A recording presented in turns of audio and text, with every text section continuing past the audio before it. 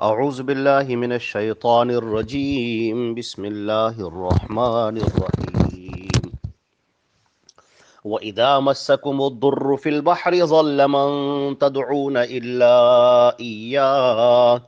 فَلَمَّا نَجَّاكُمْ إِلَى الْبَرِّ أَعْرَضْتُمْ وَكَانَ الْإِنسَانُ كَفُورًا۔ یہ سورہ بنی اسرائیل کی آیت نمبر 67 ہے، 67، اور ترجمہ اس کا یہ ہے: اور جب تمہیں سمندر میں تکلیف پہنچتی ہے تو اس کے سوا جنہیں تم پکارتے ہو گم ہو جاتے ہیں، پھر جب وہ تمہیں بچا کر خشکی کی طرف لے آتا ہے تو تم منہ پھیر لیتے ہو، اور انسان ہمیشہ سے بڑا ناشکرا رہا ہے۔ اس سے پہلے کی جو آیت گزری تھی اس کے اندر اللہ رب العزت نے سمندر کا ذکر فرمایا تھا کہ تم جب سمندر میں سفر کرتے ہو تو دیکھو ان موجوں کو کون سنبھالتا ہے اور تمہاری کشتی کو کون سلامتی کے ساتھ ساحل پر اتارتا ہے اور تمہاری ضرورتوں کا کون خیال رکھتا ہے۔ اب یہاں پر ذکر اس بات کا ہو رہا ہے، اور یہاں پر کفار مکہ خاص طور سے مخاطب ہیں۔ یہ زمانے جاہلیت اور زمانے نبوت کے جو کفار تھے ان کے اندر جو بت پرستی تھی اور جو شرک تھا، اس کے باوجود ان کی فطرت میں جو توحید رکھی گئی ہے اور انسان کی فطرت میں جو توحید ہے اس کا ذکر یہاں پر ہو رہا ہے، اور بطور دلیل اس کو پیش کیا جا رہا ہے کہ جب کبھی ایسا ہوتا ہے کہ تم سمندر میں گھرے ہوئے ہو، سمندر میں سفر کر رہے ہو اور طوفان آ جاتا ہے اور پہاڑوں جیسی موجوں سے تمہارا جہاز گھر جاتا ہے اور موت تمہیں اپنی آنکھوں کے سامنے رقص کرتی ہوئی نظر آتی ہے، اور تب تم اپنے تمام خداؤں، داتاؤں اور مشکل کشاؤں اور حاجت رواؤں کو بھول کر تمہارے اندر فطرت میں جو رکھی ہوئی توحید ہے اس کی وجہ سے صرف ایک اللہ کو پکارتے ہو۔ اس وقت تمہارے سامنے سے سارے معبودان باطل گم ہو جاتے ہیں۔ اس وقت تم صرف ایک اللہ کو آواز دیتے ہو، ایک اللہ کو پکارتے ہو، اور پھر جب وہ تمہیں بچا کر خشکی پر لے آتا ہے تو پھر تم منہ پھیر لیتے ہو، جیسے کہ ایسا لگتا ہے کہ جیسے کہ تمہارے رب سے تمہاری کوئی واقفیت تھی ہی نہیں، تم نے اپنے رب کو جانا ہی نہیں، اور پھر تم اپنے خود سے بنائے ہوئے ان معبودوں کو پکارنے لگتے ہو، پھر انہی کا احسان ماننے لگتے ہو۔ یہ کس قدر ناشکری کی بات ہے،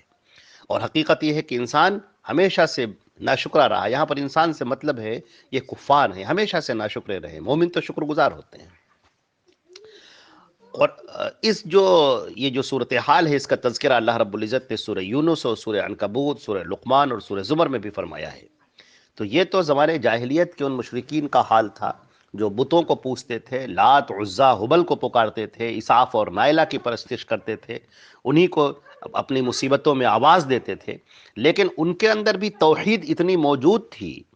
کہ جب وہ سمندروں میں گھر جاتے تھے اور جب ان کے سامنے بالکل موت سامنے دکھائی دیتی تھی تو پھر انہیں کوئی داتا کوئی یاد نہیں آتا تھا، پھر ان کے سامنے کوئی مشکل کشا نہیں ہوتا تھا، صرف ایک اللہ کو وہ پکارتے تھے اور بے قرار ہو کر، بے چین ہو کر اللہ کو آواز دیتے تھے، اس سے صدا بلند کرتے تھے، اسی سے دعا مانگتے تھے۔ اللہ رب العزت نے ان کی اس بات کا، اس اندر موجود توحید، فطرت کے اندر موجود توحید کا ذکر کیا ہے، اور کہا ہے کہ تم اس اللہ کو پکارتے ہو جس وقت تمہارے سارے سہارے ٹوٹ جاتے ہیں، جس وقت تمہیں کچھ نظر نہیں آتا اس وقت تمہیں اللہ نظر آتا ہے، جس وقت تمہارے سامنے سارے دروازے بند ہو جاتے ہیں اس وقت اللہ تمہارے سامنے دروازوں کو کھولتا ہے، تم اس اللہ کو پکارتے ہو۔ پھر جب خشکی پر آ جاتے ہو، جب تمہیں اللہ خشکی پر لے آتا ہے، تمہاری جان بخشی ہوتی ہے، تم سمندر سے صحیح سالم نکل آتے ہو، ان موجوں کو شکست دیتے ہوئے تم جب آ جاتے ہو ساحل پر، تو یہاں آنے کے بعد پھر جو تم نے معبود بنا رکھے ہیں پھر تم انہی کو آواز دیتے ہو، انہی کو پکارتے ہو۔ یہ تو سراسر ناانصافی کی بات ہے اور تو غلط بات ہے، انتہائی درجے کی حماقت کی بات ہے۔ یہ تو حال تھا ان مشرکین کا جو زمانے جاہلیت میں تھے، اللہ کے رسول کے زمانے میں تھے، لیکن آج شیطان مردود نے اس قدر انسان کو گمراہ کر دیا کہ آج ہمارے یہاں بہت سارے مسلمان جو کلمہ توحید بھی پڑھتے ہیں، لا الہ الا اللہ محمد رسول اللہ کا اقرار بھی کرتے ہیں، اور افسوس یہ ہے کہ ان کی فطرت اس قدر مسخ ہو چکی ہے کہ جب وہ پریشانیوں کے عالم میں ہوتے ہیں، جب ان کے سامنے موت بالکل رقصہ نظر آتی ہے، اس وقت بھی وہ اپنے معبودوں کو بلاتے ہیں، اس وقت بھی وہ داتا بخش اور فلاں صاحب اور فلاں کو، پیر کو، کسی شہید کو آواز دیتے ہیں۔ اس حالت میں بھی ان کی یہ جو اندر کی جو توحید ہے وہ کس قدر مر چکی ہے۔ اللہ رب العزت کو انہوں نے جانا ہی نہیں۔ اللہ نے قرآن پاک میں فرمایا ہے وما قدر اللہ حق قدری، ان لوگوں نے اللہ کی قدر کی ہی نہیں جیسے کہ کرنی چاہیے تھی۔ جو سب کا پالنہار ہے، جو سب کو دینے والا ہے، جو سب کو عطا کرنے والا ہے، لوگ اسی سے غافل ہو گئے، اس کو نہیں پکارتے ہیں اور سب کو پکارتے ہیں، اپنے اپنے بنائے ہوئے اپنے گڑھے ہوئے معبودوں کو پکارتے ہیں، لیکن اس اللہ کو جس نے سب کو پیدا کیا، جس نے زمین و آسمان کو پیدا کیا، جس نے انسانوں کو وجود بخشا، جس نے جناتوں کو وجود بخشا، جس نے ملائکہ کا وجود بخشا، اسی کو نہیں پکارتے ہیں۔ وہ جو ہر ایک کی حاجت روائی کرنے والا ہے، جو قرآن پاک میں زور زور سے اللہ رب العزت نے صاف صاف بالکل بیان کر دیا ہے کہ میرا بندہ جب مجھے پکارتا ہے تو میں اس کی شہرت سے زیادہ قریب ہوں۔ یہاں کسی واسطے کی ضرورت نہیں ہے، یہاں کسی درمیانی واسطے کی ضرورت نہیں ہے، یہاں کسی توسل کی ضرورت نہیں ہے، یہاں ضرورت ہے صرف اور صرف اللہ کو بے قرار ہو کر پکارنے کی،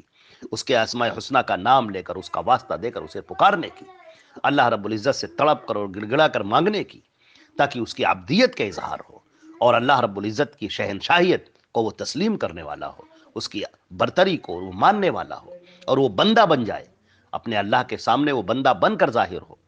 اس کے سامنے اپنی اظہار کرے، اپنی عاجزی کا، اپنی کمی کا، اپنے نقص کا وہ اعتراف کرے، اللہ کی حمد و ثنا بیان کرے، اللہ رب العزت کے حضور سجدے کرے، اللہ رب العزت کے حضور اطاعت کرے اور فرما برداری بجا لائے۔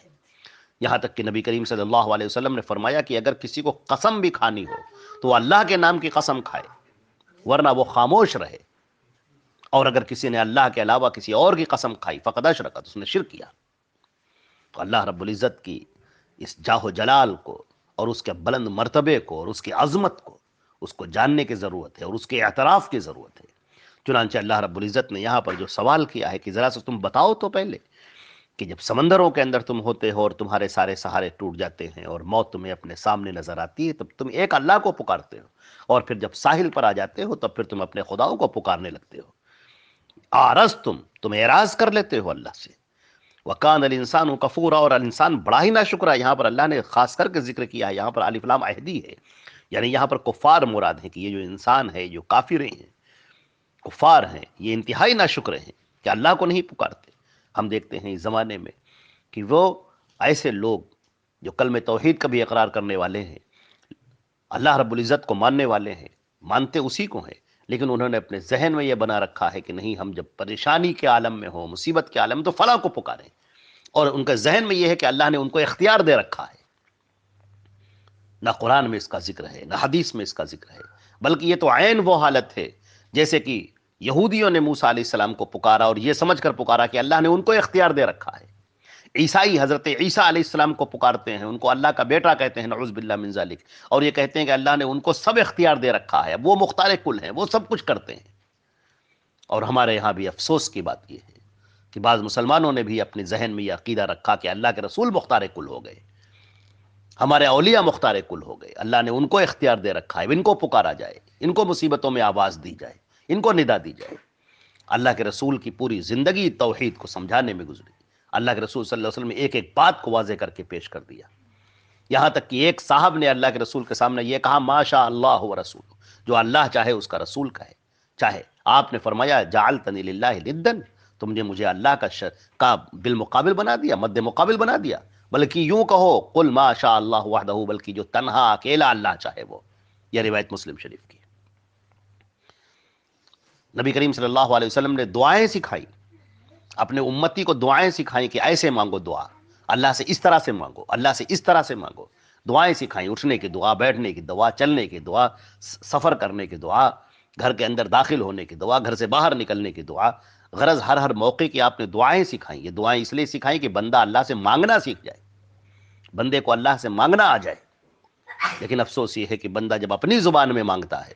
اور اپنی زبان میں جب اظہار کرتا ہے تو پھر وہ اپنے داتاؤں کو پکارتا ہے، مشکل کشاؤں کو پکارتا ہے، اللہ کو بھی پکارتا ہے تو انہی کے وسیلے کے ذریعے سے پکارتا ہے، انہی کا وسیلہ دیتا ہے، وہ فلا فلا کے طفیل میں، فلا فلا کے وجہ سے، فلا فلا کے توسل سے، بحق فلان یا اللہ بخش دے۔ نبی کریم صلی اللہ علیہ وسلم کے سکھائے ہوئے طریقے سے یہ بالکل الگ ہٹا ہوا طریقہ ہے، اور یہ وہ طریقہ ہے جو گمراہی کا طریقہ ہے۔ کامیابی اسی راہ پر ہے جس راستے کو اللہ کے رسول نے ہمیں بتایا ہے، جس راستے پر چل کے دکھایا ہے، جس راستے کو ہمارے سامنے واضح کیا ہے، وہی صراط مستقیم ہے۔ اور اس صراط مستقیم پر شیطان مردود بیٹھا ہوا ہے جو تمہیں ذہن کے اندر وسوسے ڈال رہا ہے۔ کامیاب وہ انسان ہوگا جو اللہ کے رسول کی اتباع کرنے والا ہے،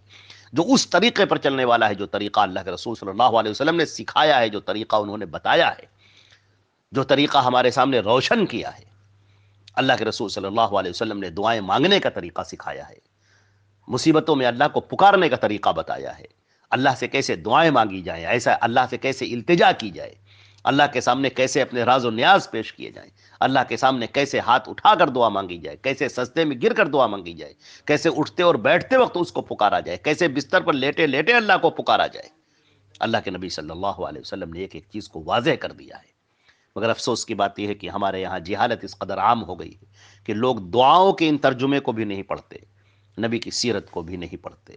اللہ کے رسول کی حدیثوں کو بھی نہیں پڑھتے، قرآن پاک کے ترجمے کو بھی نہیں پڑھتے، تو ظاہر سی بات ہے کہ پھر وہ حق کا راستہ ان کے سامنے کیسے روشن ہو؟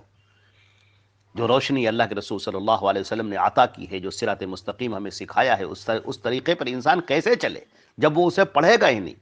جب وہ اسے جانے گا ہی نہیں؟ اللہ رب العزت ہمیں توفیق عطا فرمائے کہ ہم اس راستے کو جاننے والے بنے، اس راستے پر عمل کرنے والے بنے، نبی کریم صلی اللہ علیہ وسلم کے پیچھے پیچھے چلنے والے بنے، ان کی مکمل اطاعت کرنے والے بنے، ان کی مکمل اتباع کرنے والے بنے۔ انہوں نے جو باتیں ہمیں فرمائی ہیں ان باتوں پر ہم عمل پیرا ہو جائیں، اپنے دماغ سے، اپنے ذہن سے باتیں گڑھ گڑھ کے نہ داخل کریں اسلام میں، اپنے ذہن سے، اپنے دماغ سے گڑھ گڑھ کر باتیں نہ منسوب کریں اللہ کے رسول کی طرف۔ دین اسلام کا جو حلیہ اللہ کے رسول صلی اللہ علیہ وسلم لے کر آئے ہیں اسے ہم مسخ نہ کریں، اسے ہم نہ بگاڑیں، ورنہ یہ طریقہ یہود اور نصارہ کا طریقہ ہوگا، اور جیسے یہود اور نصارہ پر عذاب آیا پھر ہم پر بھی عذاب آئے گا، اور جیسے وہ قوم گمراہ ہوئی ویسے ہمارے لیے بھی گمراہی کا فیصلہ صادر ہوگا اللہ کی جانب سے۔ اس لیے کہ ہدایت کا راستہ اللہ نے دکھا دیا ہے، نبی کریم صلی اللہ علیہ وسلم کو صراط مستقیم قرار دیا ہے، اللہ کے رسول صلی اللہ علیہ وسلم اس صراط مستقیم کی ہدایت کرتے ہیں، اس صراط مستقیم کی طرف تمہیں بتاتے ہیں، اس راستے کو تمہیں دکھاتے ہیں، اس راستے پر وہ خود چل کر جاتے ہیں، اور جو ان کی اتباع کرے گا، جو ان کی باتوں کو مانے گا، وہی کامیاب ہوگا، اور جو ادھر ادھر کے شاہراہوں کو، طریقوں کو اختیار کرے گا، بلا شبہ دو ٹوک بات ہے کہ وہ جہنمی ہوگا، اور گمراہی کا اس کے اوپر ٹھپا لگے گا، کیونکہ ہدایت کے لیے اللہ رب العزت نے محمد رسول اللہ صلی اللہ علیہ وسلم کو اتارا ہے، ہدایت انہی سے وابستہ ہے، نجات انہی سے وابستہ ہے، جنت کا راستہ انہی سے وابستہ ہے، اللہ کی رضا انہی سے وابستہ ہے، دین اسلام کا جو صحیح تصور ہے وہ انہی سے وابستہ ہے، اور ان کے علاوہ جو بھی طریقے ہیں وہ سب غلط ہیں۔ اللہ رب العزت ہمیں اور آپ کو عمل کرنے والا بنائے۔ وآخر الدعوانا الحمدللہ رب العالمین، وصلی اللہ علی محمد وآلہ وصحبہ وسلم۔